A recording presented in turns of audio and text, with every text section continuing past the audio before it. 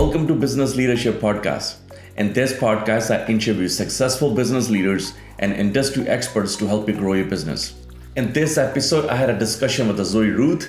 Zoe is a keynote speaker, leadership futurist, podcaster, and award-winning author. She works with the leaders and the teams to navigate future horizons, providing them with the skills, framework, and insight to read the changing landscape and make better decisions faster. Zoe's fourth leadership book, People Stuff Beyond Personality Problems, an Advanced Handbook for Leadership, won a Book of the Year award at Australian Business Book Awards. She produces Zoe Routh Leadership Podcast, dedicated to asking what-if questions and sharing big ideas on a leadership of the future. Zoe is an outdoor adventurist who enjoys telemark skiing, has run 6 marathons. She's a one-time belly dancer, has survived cancer, and loves hiking in the high country.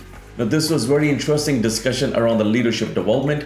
Whether you're in a product business or services business, end of the day, we are all in a people business. In any leadership role, much of our time is spent making decisions around people, whether it's managing people, managing expectation, relationships, or training or coaching people. Zoe shared insights on all of these complex areas of leadership responsibilities. We also discussed the impact of a hybrid environment on a company culture.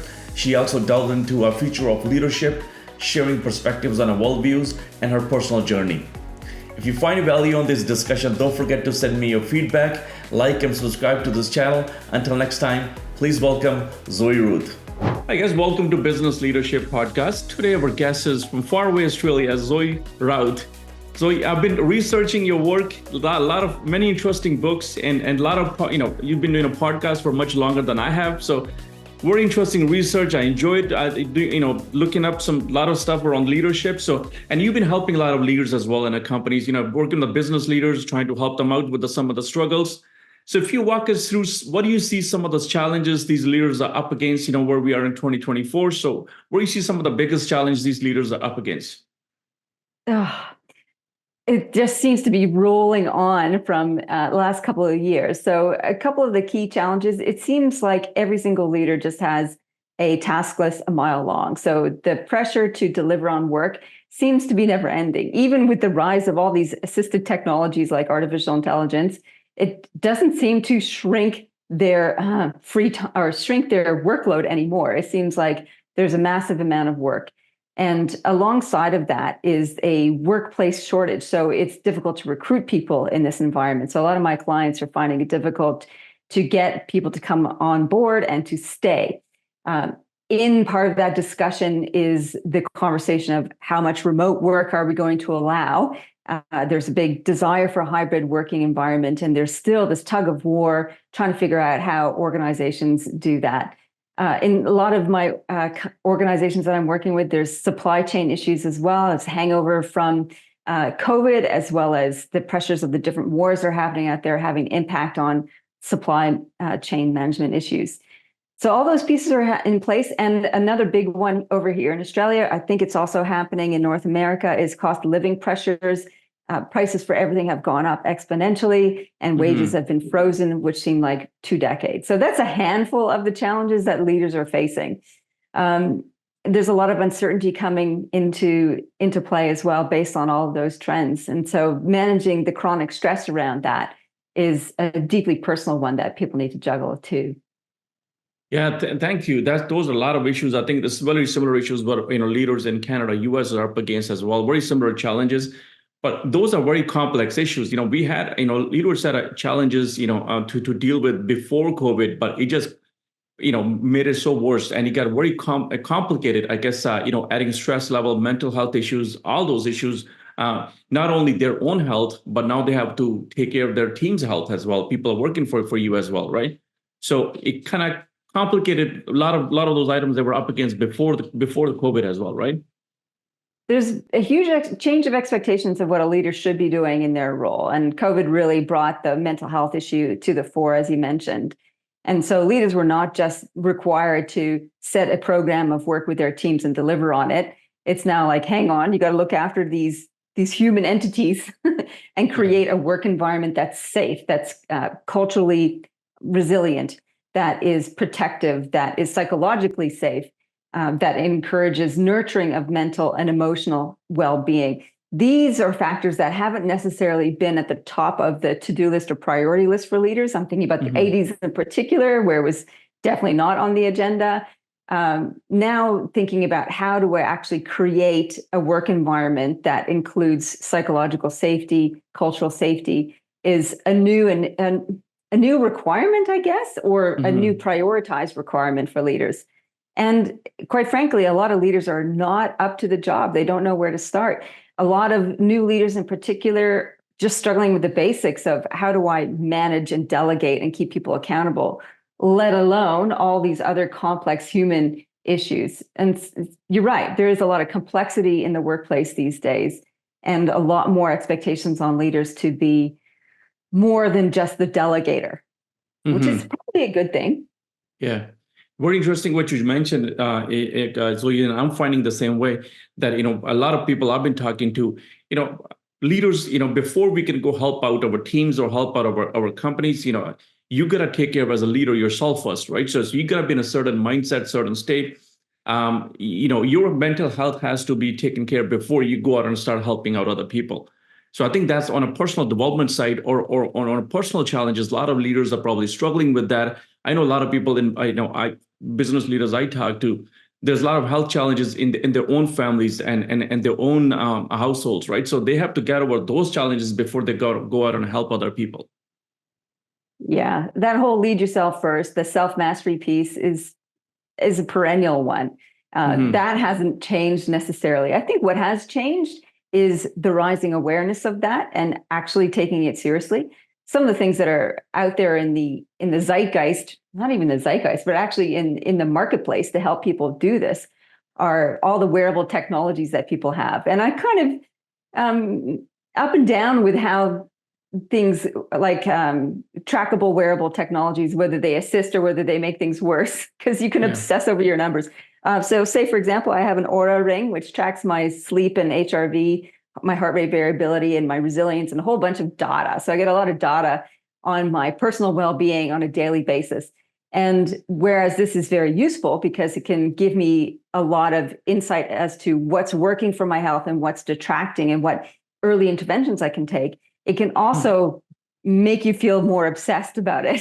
It's like, can you actually tell you've had a good sleep unless you check your ring? And that's actually disempowering as opposed to empowering. So there's some technologies that are assisting to us or helping us take a granular approach to this self-mastery piece. If we just park that to a side, I think one of the things that leaders can do to help look after themselves is to embrace the whole idea of rituals. And I've been writing a little bit about this in some of my work. And the power of ritual is really useful because what it does, it allows us to actually slow down and think about what we're doing. And if we bring the concept of rituals to our daily leadership practice and our daily self-mastery practice, it brings an element of the sacred into what we're doing. And by doing that, it actually creates a sense of calm. This is my experience of it anyway. So when I get up in the morning, the first thing I do is make a pot of green tea.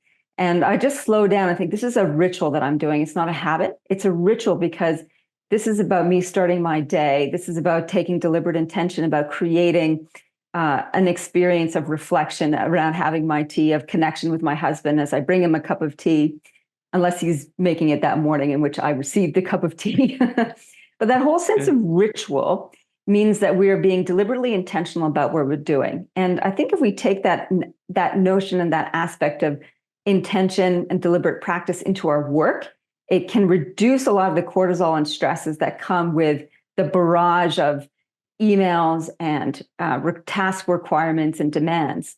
Going, right, what's my ritual I can have when I show up at work to set my day on a great trajectory? And I think that's a little hack and philosophy and practice that could be helpful for leaders to consider when they're looking after their own health and well-being. Got it. So that's a great point. So if you can define for our audience, so difference in a habit and a ritual. So what would be an example about for a ritual in an office environment? Would having a morning meeting, is that a ritual as well, or is it just a scheduling? So what if you can just walk us through a couple of examples? What do you think the ritual should be?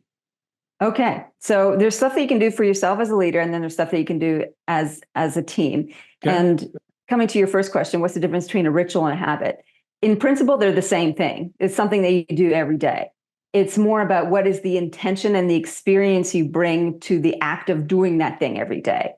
Okay. A ritual brings a sense of intentionality, of deliberate practice, of creating a sort of sacredness to it, that this particular activity is for a higher purpose that fits in the bigger picture of who I am and what we're doing as an individual and as a team. So it's the ethos around it. A habit is just something that we do every day. And it could be a default habit, like we just get into the practice of doing it. So the example of making the tea, I could have just every day have a cup of tea, don't think two things about it. But when I bring meaning to that, making the cup of tea, then it infiltrates the whole experience differently, and it changes a different emotional state within me. So that's ritual and habit. What can you do as a leader? As you come into your workplace, a couple suggestions are, okay, before you open email, is what is your bigger vision? So I have a little reminder for myself too, like, okay, before you get stuck in the nitty-gritty of the day-to-day, what's the big picture here? What are you actually wanting to create in the world for yourself, for your clients into the future? And it's like, that's my big picture. That's my North Star. That needs to filter through everything. So I just take a moment. I have a little card that I've written out on I'm looking over here on my pin board. I read it on my pin board, and that's a ritual to start the day. Another thing that you can do at the end of the day is often heard about is a gratitude practice. What were 2 or 3 great things that happened today that you're grateful for? Another ritual that I do at the end of the day also is to write down in my success journal a couple of things that I did that day that are in contribution to the future. And it could be something as benign as did a social media post. And it could be as big as worked with a new client on their project, blah. Mm-hmm. So that's start and end of the day for self. For the team, yes, you can totally change the habit of a morning stand-up into a ritual. And the way that you can turn it into a ritual is like, why are we actually having this morning meeting, this morning stand-up? And if it's to create a sense of galvanized team, to remind ourselves what we're in doing this together, that we're all in this together, then it changes the flavor of the meeting. Every meeting should have a purpose. So if you're going to have a daily roundup, you can infiltrate it with a higher purpose ordered to it, as well as a pragmatic intention. My husband is a lawyer, and they have a morning stand-up every day. And they have 3 things that they incorporate into it, which is what's your well-being on a scale of 1 to 10? What's your workload on a scale of 1 to 10? And any red flags. And that's their quick rip around. Now, that can feel like a habit, just get in and do it, unless you bring a sense of ritual to it, which is like, this is sacred work that we're doing. We're looking after each other. We're keeping tabs on the work and service to our clients. So the tone can shift a little bit. So that's a great example of a ritual that you can embed for you and your team. And celebration rituals are another great one, So I think it's too easy, and we do this. I think we fail at celebrations quite often. We don't celebrate milestones. We don't pause and reflect enough to see how far we've come. And looking back and seeing how far we've come is actually way more energizing than how far we got to go into the future. So I think that's a ritual that could be deployed by a lot of leaders to raise the tone of their meetings and raise the intentionality of what they're doing coming together. Yeah, this definitely the example you shared by checking everybody's health and their well-being. Those are critical. You can easily get a pulse of other people. At least you're trying to get a pulse of other people. I think that's a great example.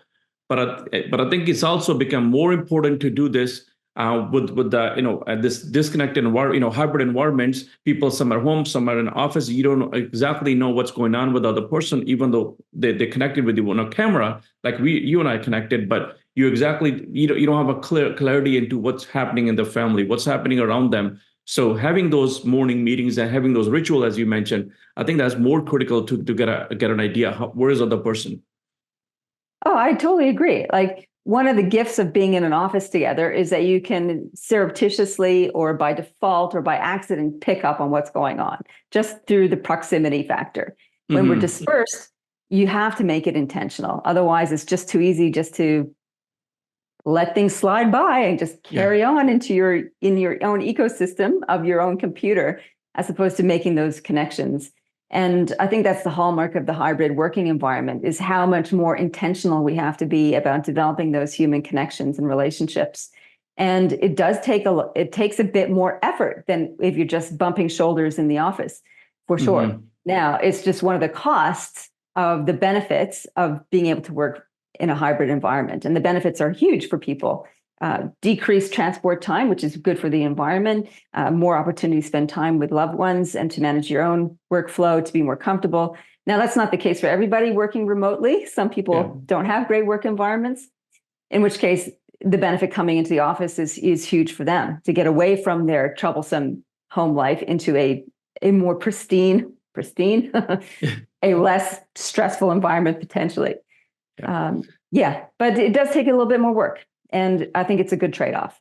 Yeah, definitely that social element at workplace and the water cooler kind of, discussions, those definitely add a lot of value for people when they're connecting in a team or in a work environment, right? Connection is currency, whether it's face-to-face or online. And as leaders, we need to actually build and invest in our people and our relationships, no matter which way we're running it, for sure. Yeah. One item I saw when I was researching about our discussion, Zoe, was, a lot of your books have a lot of stories in it, right? You write, teaching leadership through stories. How does the story play a role when trying to get is it to improve a communication, or is it to build a connection? Where do you see the importance of stories when it comes to leadership and the work environment? We are wired for stories. Ever since we've been cave people, we've been communicating through story. It's how we share information. And because people remember vivid stories, it lights up our imagination. And we have the same biochemical reactions to a story as hearing or reading or listening to a story as if we actually lived it. It's a way of living vicariously through somebody else's experiences. That's why stories have been so important to us. When sitting around a campfire and the elder of the tribe shares a story about their youth and a lesson that they learned through that experience, we live that experience with them, and we gain a little piece of that knowledge through the highs and lows that we actually feel inside. And so it anchors into our subconscious a lot more readily than just dropping an idea in place. So bringing it to life through story, through case studies, is something that fits with us biologically. So absolutely, illustrating a principle through a story helps give it more sense, if you like. Yeah. And I think that was a natural progression for me from having written 4 nonfiction books and moving into fiction, and is to how to bring stories of leadership to life in a new context. So people can actually live those ideas as opposed to just taking an idea and then trying it out. I think it just makes it more accessible for people. Yeah, how many times, we very often we talk in a corporate world, or we talk, whether you're training your staff or you're simply having a discussion with them, very often you find out, what was discussed in that meeting, very little of that was retained, when a week after or 2 weeks after, right? But if you can incorporate some of the story techniques, what you use in your books or in your a lot of work you've done, is that can help you, retain the content that you've gone through a lot more than what you do without it, right? So it sticks with the people when you tell in a story format instead of just simply going through a PowerPoint and simply just trying to walk them through. Absolutely. So a couple things with that, Gurmeet, is just listen to the audiobook by Ken Follett called Never. And it's a huge book, printed, it's 800 odd so pages. Listening to it is like 30 hours of audio. And it's the story of the lead up to nuclear holocaust. So what happens around the globe in these different little microcosms that leads different leaders to saying, fire, launch a nuclear missile? What could be the combination of human dynamics that can cause this downward spiral to what we never want to have happen? And it was remarkable because with the way that Ken Follett told the story, you live the experiences of each of those individuals sitting in their skin when they're making those decisions or being on the receiving end of those decisions. And we have this preview of what it might be like in the moments before the leader says fire. And it's going to be the end of civilization as we know it currently. And that is it's still staying with me. I'm finished that book and I'm like, oh, a little bit rattled by it because I've just had this experience of what it likes to sit in the leadership chair and to make that call. You ask yourself, would I make that call? Would I be in this sausage factory of decisions that have led to this point, where she felt there was no other decision? I'm saying she because in the book, the president of the United States is a woman. What would I do? And I think that whole idea, what would I do in this case, is super important.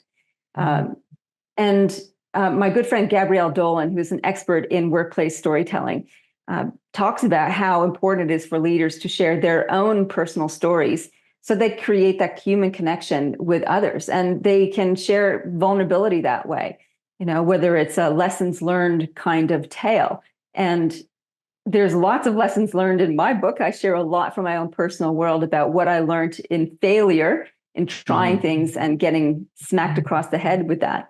And the more leaders do that, the more accessible they become, the more they create an environment where other people feel safe to share their learning experiences so everybody else can benefit. That's the thing. When we hear a story, we learn along with the storyteller, which is fabulous. So yes, I think fiction in leadership is very much underrated. I think we could do a lot more in leadership growth areas by getting people to share their reading experiences and their responses to different stories, so they get to know each other a little bit better and also learn vicariously through those actual stories.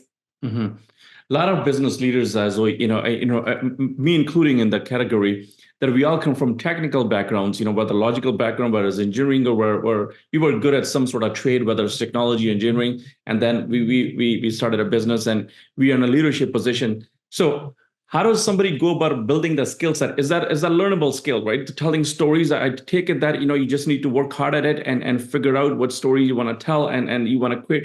How does somebody go about learning the skill set if somebody wants to sharpen the skill set?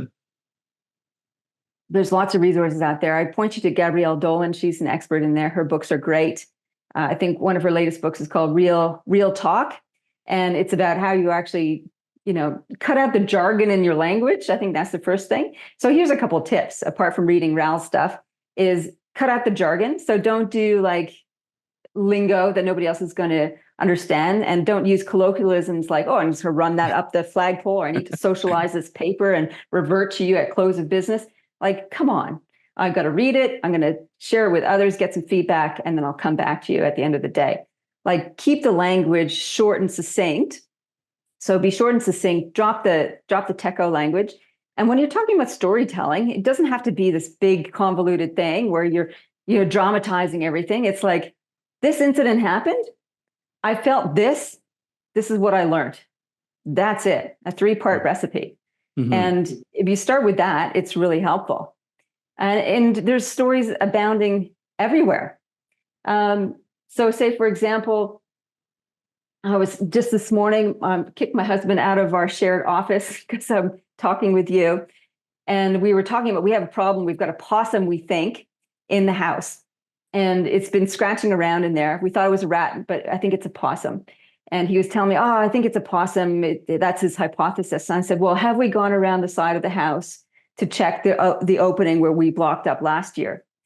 And he got all cranky and he said, no, because I've been working. I haven't had a chance to do it. You know, hoity-toity with you. I'm like, okay, so what was it about my phrasing in like, have we gone out? Was he interpreted that as a criticism. And it wasn't. It was just me trying to get through a conversation in between two things that I had to do, finishing up another meeting and coming into this meeting.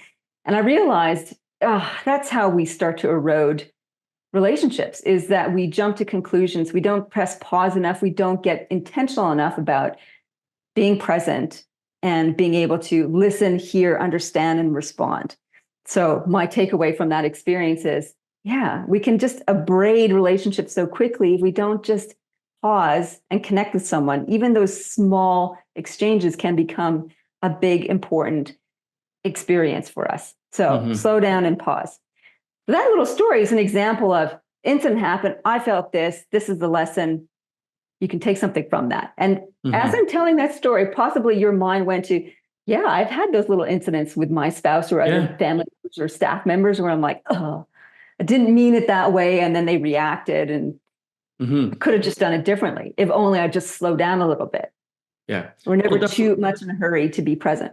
Yeah, definitely, when you're telling story, it gives other person to a little, pause to think about their personal, personal life and what they gone through, and relate that to your the story what you were telling, right? So I think that little pause and slowing down is definitely the key. I think you can relate a lot to it. Absolutely. Yeah. And I think what Ral would say, that there's a whole bunch of different stories that you have in your life. There's the triumph stories where you struggle with something, you came out on top, and there's this kind of victory thing. There's the learn from failure story. There's the loss story where you've experienced the bereavement and how you got through that. That's the resilience story. There's a number of different stories that you can put into your leadership arsenal, if you like. That doesn't sound quite right. Your leadership quiver, no, that still sounds violent. Your leadership toolkit, that's better. So that you can, when you want to share an idea, let's say you're coaching somebody and you don't want to default to like, oh, when I was your age, I did blah, because everybody kind of just tunes it out. You want to have a short example that says, okay, this is how I approached it. This is what worked or didn't work. And this is what you can take from that. If you have that in your language lexicon as a leader, you're going to be far more effective as a coach for that other person than somebody who swans in and tells long lectures about how good things were or how hard it was when you were younger. Back in my day, I'm thinking about the Monty Python skit where Yeah. it just gets more and more crazy. Yes. So we don't want that. Especially with the short stories, if you can tell a short story, you can convey a very powerful message to other person, right? You can incorporate a lot of messaging into very, very short stories instead of explaining a lot of things over and over to other people, right? Absolutely. That's right. Where Yeah. you And see sorry, go ahead. no, go ahead. No, I was going to bring a lot of, I hired a lot of young people coming out of universities and colleges, with a few years experience, and definitely, where we are is we are tech hub for a lot of technologies coming out, a lot of tech companies. What I find is the young people coming out of university colleges, they're looking for purpose. They want you to lead with example, and they're looking for that kind of messaging where something can resonate with them. Is that what you're finding as well? That these young leaders coming from a university colleges and a workforce, they're expecting something different than a couple in a previous generation, that when they were coming out, they just wanted somebody to give them instructions instead of trying to tell them story, lead them, coach them with example. So if I've heard the question right, you're asking whether young people are looking for more than just a job. They want purpose and meaning in their work. Is that Their the expectations change. What I'm saying, the expectation used to be different, but what I'm finding is recently, especially for the last 6-7 years, their expectation from leadership is a little bit changed that what it used to be before. okay, expectations of leaders and leadership. So a couple of things come to mind in this conversation around purpose and expectations of leaders. I think the need for a purposeful, ethical organization that makes environmental, social, and governance practices sound environmental, social, and governance practices definitely raised up in people's thinking and feeling about employment, whether that's older people, older workers, or younger workers. So this whole ESG principle is definitely much higher in people's desire for work. So that's definitely a change. In terms of what they expect of their leaders, yes, I think you're right. There is much more an expectation that as a younger person, you will be nurtured, you will be mentored, you will be supported. I've heard a lot of leaders say about the younger people that the younger generation don't seem as resilient, Yeah. that they don't know how to work hard. They haven't really embraced the work ethic or work ethos. And I'm in two minds about that. I'm not sure that that's entirely true. I don't think it's a generation thing. I think it's a new to work thing, and that the work environment is quite different from high school. It's quite different from university. It's just a different environment where learning how to operate and behave is a new characteristic. I don't really subscribe to the idea that the newer generation feels entitled. I think that's too much of a broad brush. I think that like any new person to the workplace at the age of 20 or so, I recall when I was 20, I thought I knew a lot, and I thought I deserved having some attention paid to me.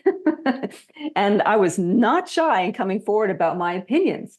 Mm-hmm. What I didn't know at that age is context. I didn't have the life experience yet or work experience yet to actually understand the issues in a broader environment. Who the other stakeholders are at play? What are the dynamics that led us to this point? And that's something I learned as I went. And I think that's what younger people perhaps are missing, not because of a different generation, but because of the stage of life. So I more subscribe to what's the stage of life that these people are at, and what allowances can we have for them in order to help adjust to this new work environment. Now, I don't think we can use that as an excuse to be disparaging of them either, because the younger generations come through do have a very different educational background than we had 30 years ago. They have they've grown up with devices and Wi-Fi from the beginning. So they are very tech savvy and tech friendly. They are used to being able to get answers immediately. They have a different style of communication that they prefer, often with text and not picking up the phone. Like that's a real thing. So there's some practices and habits that younger people have that people who are 50 and above don't necessarily have. And I think it's a question of figuring out what's helpful to us. Having said all of that, there is some big shifts in the workplace that are happening. And we need to, as leaders, think about how we move our workplaces to those different shifts to encourage a more resilient organization. Some of them is about moving from being doers to creators in our work. So the work itself is going to change with the advent of creativity tools like artificial intelligence and large language models and generative AI. That's going to allow us to be less of a doer and more of a creator, paradoxically, as ChatGPT pumps out a lot of creative work. So there's that shift, and the need to be not just resilient, but adaptable, I think, is another big shift. So resilient means the ability to take knocks and get up on your feet again. Adaptability is the ability to have a look at what's changing, learn some stuff, and create a new way of being and doing. That is definitely a shift that we need to make. Another big shift that leaders need to make when they're contending with the younger generation or all the generations in the workplace is thinking about what it is that we're trying to achieve. And this is a big holistic one now. I think the push for growth is problematic. And a lot of luminaries have written a lot about this.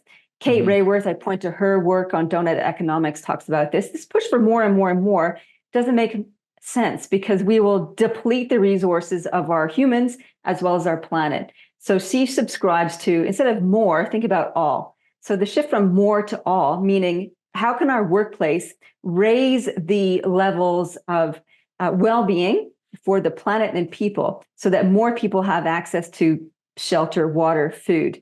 And so when we're thinking about the purpose of our organizations, I think we need to make that shift. What are we trying to do? Are we just trying to amass more wealth for what point? Or are we trying to create more abundance for all? The biggest distinction I see in terms of the shifts that need to make is moving away from triangles to circles. Triangles are about positional authority commanding down. That has definitely changed in the workplace. To circles, where we are looking at building the agency, autonomy, and authority of more and more people within the organization. So pyramids are what we've grown up with in terms of, in the Western world in particular, about how we develop command structures in a business or an enterprise or even in a country. Circles are what we need to actually morph into more of that, so that we encourage people to develop agency, so they feel like they have a sense of power and control, that they develop autonomy, but not in a, I'm alone in this, I can do what I want, but more an autonomy of where do my circle overlap with other people's circle in terms of, as an autonomous agent, how do I impact on others? And then in the leadership role, it's about leader, team, and task and how those things interconnect. So interconnected principles of leadership are really important. And that's, I think, quite a bit different than the last 20 years or so.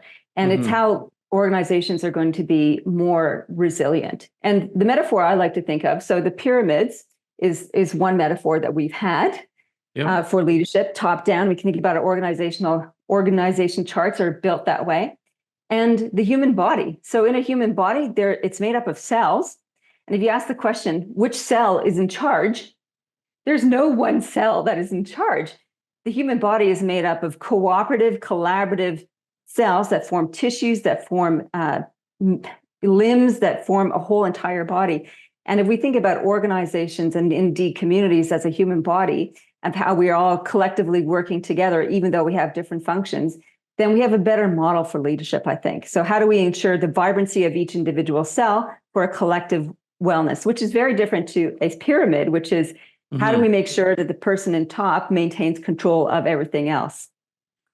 So even if it's not controls, I follow you too. In a pyramid, there's some sort of discipline, some sort of structure that, in the business leaders who built the companies, they want to have a certain way of doing things, certain discipline, certain structure, certain functioning, in a criteria. This is how we're going to build the company. This is how the area we're going to go. This is the product we can develop. There's a lot of discipline structure need to put.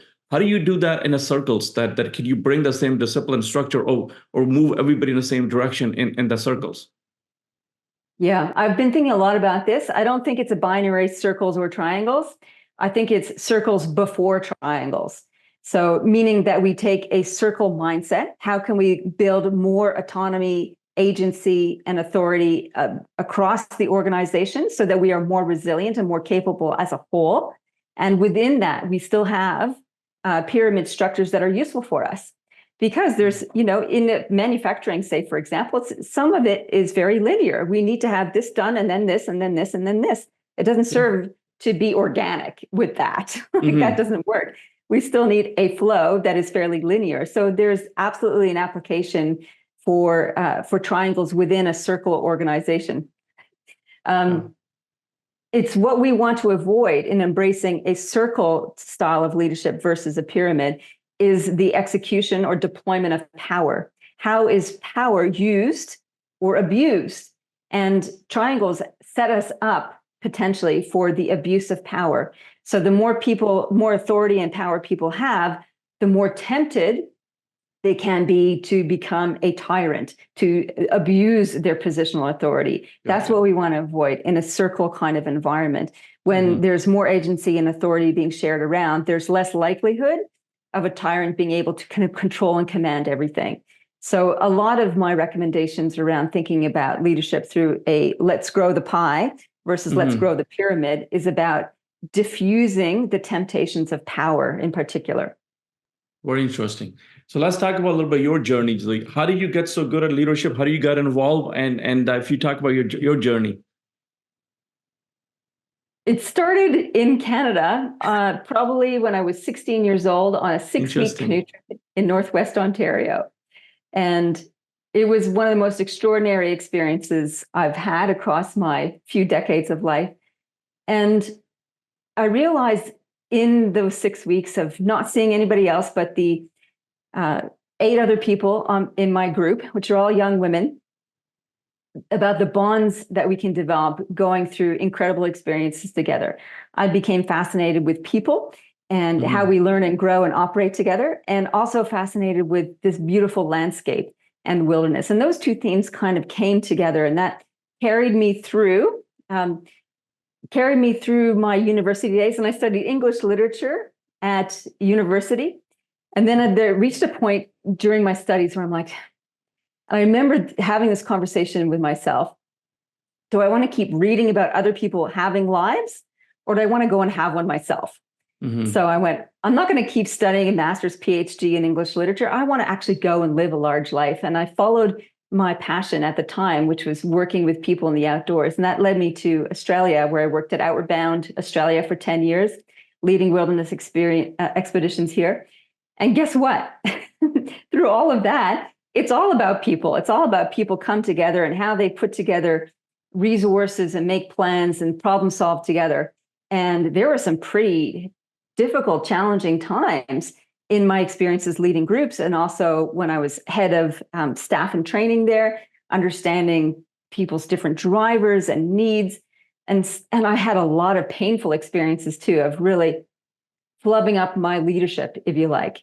And I remember one harrowing moment where I was on a team retreat. I was head of the training team, and I had a team of, I think there must have been about 10 of us or so. We went away for the weekend, and this was our big planning weekend. And one of the people, one of my trainers, went head to head with me and said, I don't like the way that we're going to roll this out, challenged the model. And he was basically undermining me.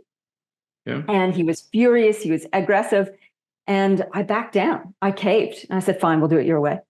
And that was a leadership failure for me. Like, I didn't prepare for that. I didn't know how to deal with him. And I gave up. I resigned from my position and let it go. And that was a huge sense of loss. Like, how could I not hold my team together? How could I, and I kept going over this, how can I actually do the team leadership thing a little bit better? How could I have dealt with a challenge to my power and authority better? So that was a huge learning experience. So that's a little bit of my journey to date. And I became obsessed with what makes people tick, what makes people tick in teams. How can we do team leadership better? How can we build organizations better? And that led me to setting up my own leadership business in 2002. So I've been working in this space with individuals, CEOs, and their teams on their people dynamics, their culture and strategy for the last 20 odd years under my own banner, as well as with different organizations. But people are a surprising, amazing thing. And there's always something more to learn. I think that's what keeps me hanging in there. I'm always discovering new things, and that hopefully are in service to creating a better, more vibrant workplace culture for organizations, which means a better contribution to the society and our planet as a whole. Yeah, no, thank you for sharing your story. But definitely, when we see a bad leadership style or bad leadership practices, it definitely inspire us to build better leaders around us, right? So, thanks for sharing this story. But definitely, I think that's one of the theme I've seen with a lot of leaders. When they see the bad leaders, definitely help, encourages you to build some better leaders around us. Oh yeah, we can definitely learn. There's been a lot of motivation from like, I never want to do it like that person. And so there's a bit of like, if I'm going to take a leadership role, I know what not to do. And I've definitely experienced that. Leaders who are two-faced, that don't go to bat for you, that are dismissive, undermining. So I've been undermined in front of a client group by a leader before. And that is so cutting to have that happen. And to be disparaged and belittled like that in front of a bunch of other people that I then had to turn around and deliver training to. So that was pretty challenging. And I think there's a lot of leaders I work with have stories like that too, where it's been an abuse of power, where a leader has trampled over them or has made excessive demands of them. Unfortunately, it's all too common. And there is so much work to do if we are going to avoid the traps of power when we get into power. Do we need to be mindful of not doing what our predecessors have done and not falling prey to this exact same temptations, because the temptations are there. Power is energizing. It feels amazing to be in control and command. So how do we show up? And that is a constant discipline to practice. Like, how am I showing up today as a leader? Am I being in service to others, or am I just feathering my own nest? And do I care enough? Some leaders don't care, and that's sad. Very often I see leaders will start some initiative, they want to improve communication, or they want to build the team better, or they will start some initiatives, working like somebody like you, because, we are working on a business on a daily basis. We're not going to see blind spots. A lot of those blind spots we're not going to see. That's where we need people like you to show us where's a blind spot, how do we get over those challenges? I see a lot of leaders that start that process or start that project that they can improve on something, and in between they will drop that, or they just won't continue. Where you see some of the failures what are some of the challenges leaders, up against when they're trying to improve something, whether they're trying to improve a communication of the team, they stop in between, on an execution phase. What do you see some of the reason that they don't, go all the way? I think it starts sometimes at the hypothesis level, that leaders hypothesize there must be something wrong with them. And they go about instituting a fix, trying to fix the people. And what I know from my research and experience is that systems drive culture. So if you've got people dynamics, this is one of the central premises of my book, People Stuff. When you have people problems, don't just think it's personality. It may be, but don't start there. Dig underneath the surface. Look at what are the systems that are in place that could be creating these problematic interactions. Maybe it's a remuneration system that is pitting people against each other and causing competition instead of collaboration, for example. Maybe it's your promotion system. Maybe it's not transparent enough. Maybe it's full of bias. And that's causing a rift between people, say, for example. So there's a whole bunch of different systems that you can tease apart. Here's an example of a system that I think was causing problems in a workplace that I was involved with. And it was to do with paperwork. I had my colleague come to me. I was her supervisor, and she said, "Can you please fill this out?" And it was a leave request to have an hour off to go to the dentist. And I looked at this, I'm like, really? Do I really need to sign this paperwork? And she just gave me this little pained look. It's called micromanagement. I'm like, this is ridiculous. Like, this is not creating an ethos of trust or accountability in the organization. The solution to creating trust and accountability was to have this paperwork trail of documenting every time somebody was in and out of the organization. I thought, this is just creating resentment. Yeah. It's not doing what it's designed to do. So that's an example of a system backfiring and creating a background of mistrust and unease that could be just cleaned up with a different approach to managing accountability and people's in and outs of the organization.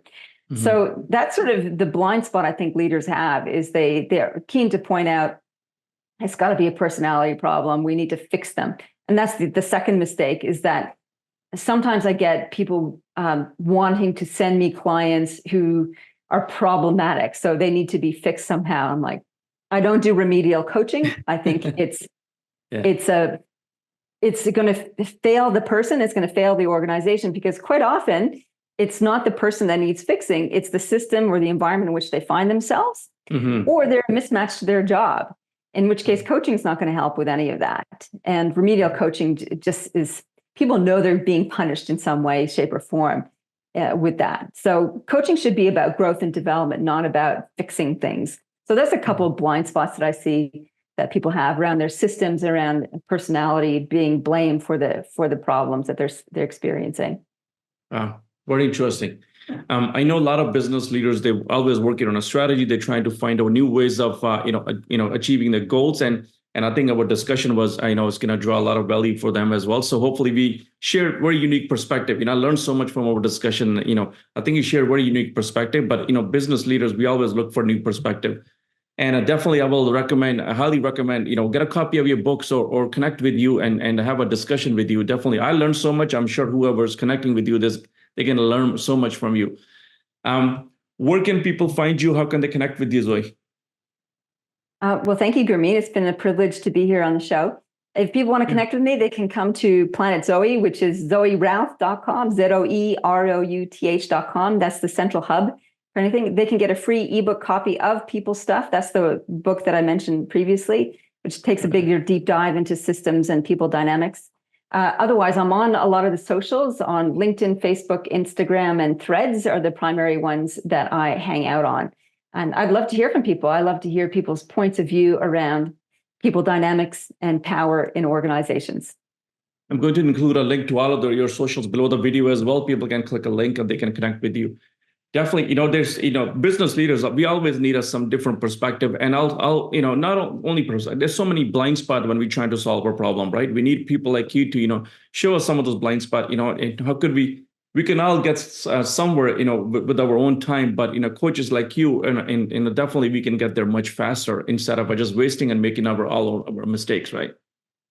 Absolutely. I believe that perspective is power. And the more ways that we can look at something, the better that we can lead. So when we see more, we lead better.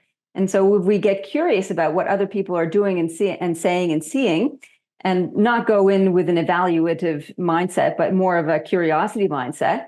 What does Gurmeet think about this? What does Shilpa think about this? What does Frank think about this? And we start to put together a mosaic, a spectrum of ideas and concepts. We actually get to see more of the whole. And I think that is one of the primary objectives that leaders should have, is how many perspectives can I get on this particular opportunity or this particular challenge so that we can make the best decision possible. And your podcast is around that as well, Zoe, right? You share quite a few. I know I only saw a few episodes, but I take it that you sharing different perspective on every episode there as well, right? So my podcast is the Zoe Routh Leadership Podcast. Very innovative title, and it is about the future of leadership. So we are looking at different perspectives on different aspects of the future of leadership, particularly around creativity, collaboration, and connection, the three main skills that we need for the future of leadership. So we explore that from different angles. There's been upcoming on the show, as this goes to air, we've got topics on artificial intelligence, how we can incorporate that into our business practices. We've got a writer coming on and talking about how storytelling, this is what we were talking about earlier today, how storytelling can help sell our message better as leaders. So there's a huge range of guests that come on the show, all focused on the future of leadership and how we can do it better. Oh, got it. Perfect. Hey, thank you so much. I want to acknowledge your time. Thank you so much for spending time with me. I learned so much, and I'm sure business leaders who are listening or watching us, definitely they should connect with you and get a copy of your books and gain some perspective and grow your companies. Thank you so much for your time, Zoe. Thank you so much, Gurmeet.